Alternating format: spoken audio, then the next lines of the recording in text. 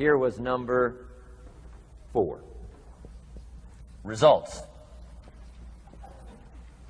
Results. Every once in a while, you got to take a measure, see how you're doing with these 3 pieces: philosophy, attitude, activity.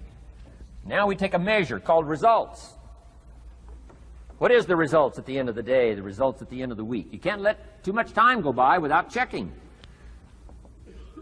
When time goes by, 6 years I'd been out there working when I met my teacher, Mr. Schilf. Schilf said, well, Mr. Rohn, let's just go through a little summary here. He said, in the last 6 years, how much money have you saved and invested?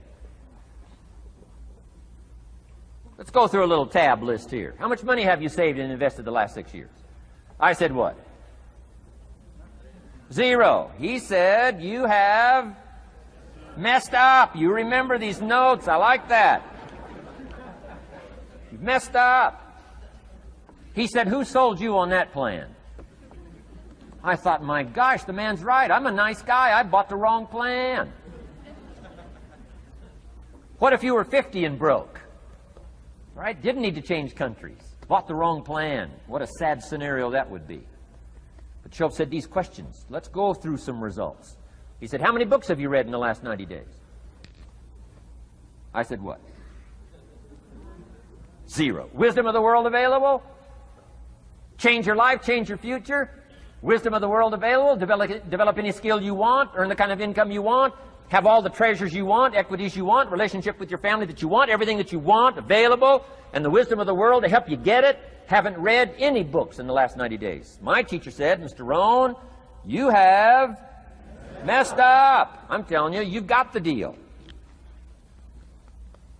Schilf said, Mr. Rohn, in the last 6 months, how many classes have you taken to improve your skills or to develop new skills? Go for the American dream. Become rich and powerful and sophisticated and healthy and influential. How many classes have you taken in the last 6 months? I said, how many?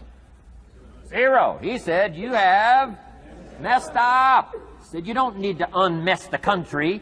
You don't need to straighten out the perplexed. You don't need to straighten out any of this stuff. All you've got to do is look within and let results teach you a great deal about your own activity, your own attitude, and your own philosophy. I went through that process. Take this phrase home. Results is the name of the game. What other game is there? Results. Here's all life asks us to do. Make measurable progress in reasonable time. Just take home that little phrase. Good phrase. We're asked in life simply to make measurable progress in reasonable time. We demand it of our children. How many years do you want your child to spend in 4th grade? Approximately. About 1.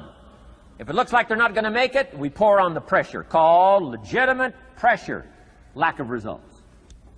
Peer pressure, family pressure, school pressure, community pressure. Every other kind of pressure we can bring to bear. Why? You can't stay more than 1 year in 4th grade.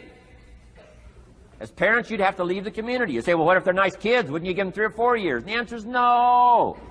You got to make better progress than that.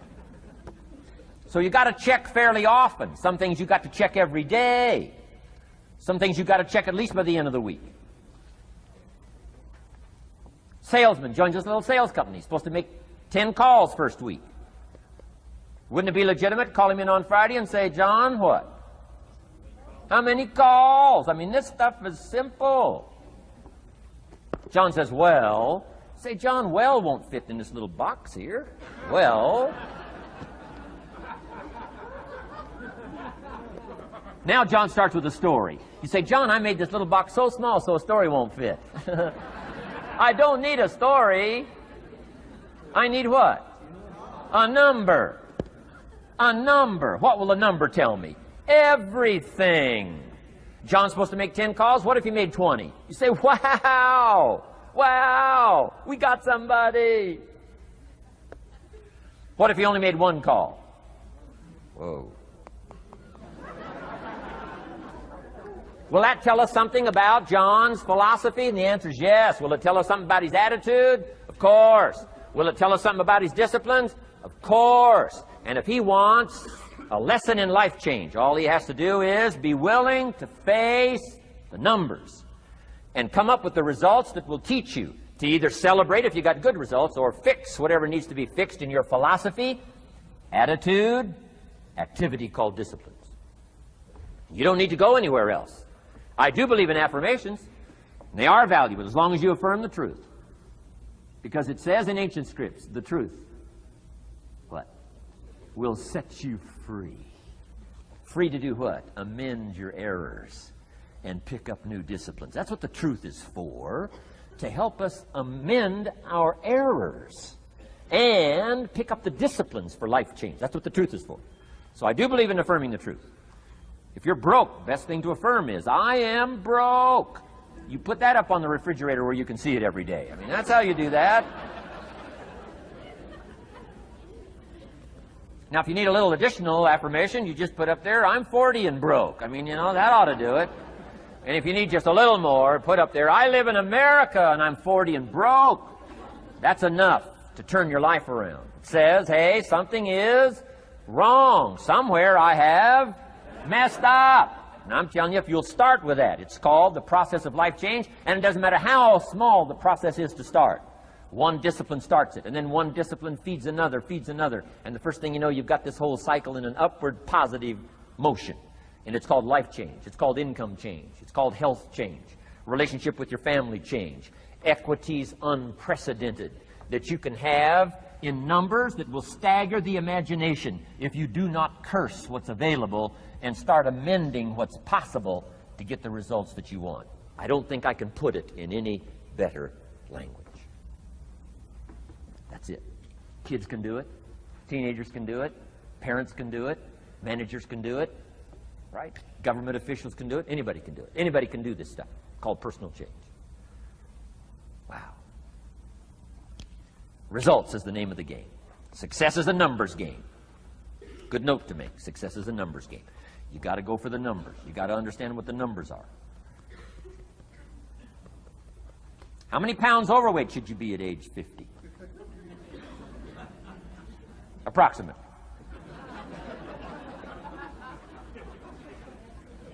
John says, I got big bones. We'll give you 10 pounds.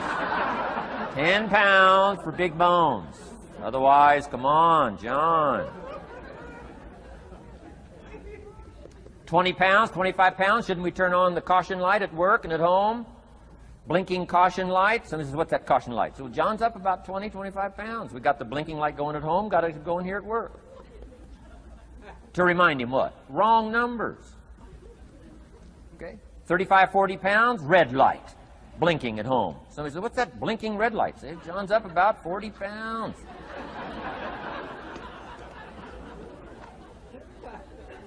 50 pounds, we got the siren. What's that siren at home and at work? John's up about 50 pounds. Cholesterol, almost out of control. Come on. Success is a numbers game. I'm asking you to be mature enough to start checking your own numbers. How many books have you read in the last 90 days? Transform your life. Become cultured, powerful, sophisticated, healthy, influential, all the rest of the stuff you want. How many books? How many classes? How committed are you to taking what's available and turning it into equities unprecedented, since we live in a country that there's been no such country in the last 6,500 years? If you'll pick up that process, ladies and gentlemen, I'm telling you, it's called life change of the best order.